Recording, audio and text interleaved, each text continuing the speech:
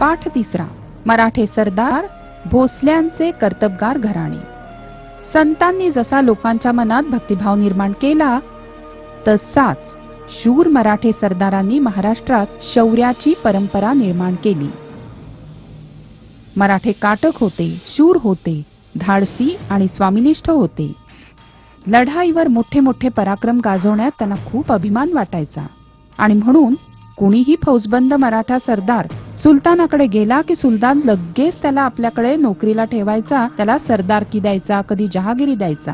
आणि म्हणूनच बिजापूर आणि अहमदनगर इथल्या सुलतानांच्या पदरी कितीतरी मराठे सरदार होते। हे सगळे सरदार शूर होते, पण त्यांचं आपापसात अगदी हाडवैर म्हणजे खूप भांडण होतं। स्वकीयांसाठी म्हणजे आपल्या लोकांसाठी एक करून काहीतरी करावं असं त्यांच्या डोक्यातच नव्हतं। आणि म्हणून काय व्हायचं तर त्यांचं शौर्य परक्यांच्या उपयोगी पडायचं। महाराष्ट्रातल्या शूर घराण्यांपैकी वेरूळचे भोसले घराणे मोठे पराक्रमी।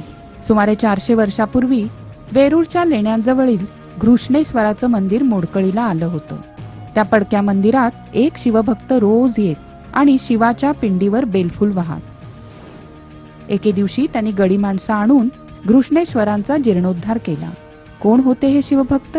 ते होते मालोजी राजे भोसले। वेरूळ गावचे पाटील मालोजी राजे भोसले हे थोर शिवभक्त आणि विठोजी राजे हा त्यांचा धाकटा भाऊ। दोघंही खूप कर्तबगार आणि शूर होते।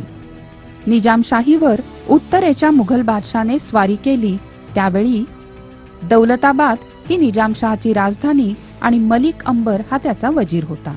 त्यानं दौलताबाद जवळच्या वेरूळच्या भोसले बंधूंची कर्तबगारी बघितली आणि त्यांच्या शिफारशीवरून निजामशहानी मालोजी राजांना पुणे आणि सुपे या परगण्यांची जहागिरी दिली। भोसल्यांच्या घरी वैभव आलं। उमाबाई ही मालोजी राजांची पत्नी। त्यांना होती 2 मुलं, एक शहाजी आणि दुसरे शरीफजी। मालोजी राजे एका लढाईत मारले गेले आणि मग विठोजी राजांनी पुतण्यांचा आणि जहागिरीचा सांभाळ केला। पुढे त्यांनी शहाजीचं लग्न लखुजीराव जाधवांची सुलक्षणी लेक जिजाई हिच्याशी करून दिलं। जिजाई भोसले कुळाची लक्ष्मी झाली। निजामशहानी मालोजी राजांची जहागीर शहाजीराजांना दिली। शहाजीराजे पराक्रमी होते।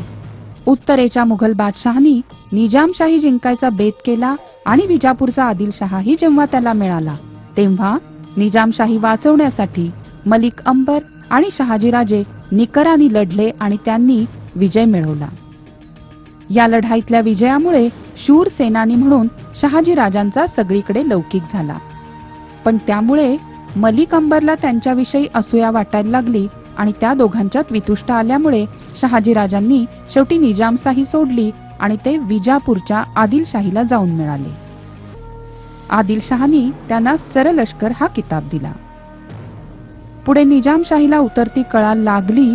मग निजामशहाच्या आईने बोलवलं म्हणून शहाजीराजे आदिलशाही सोडून पुन्हा निजामशाहीत परतले।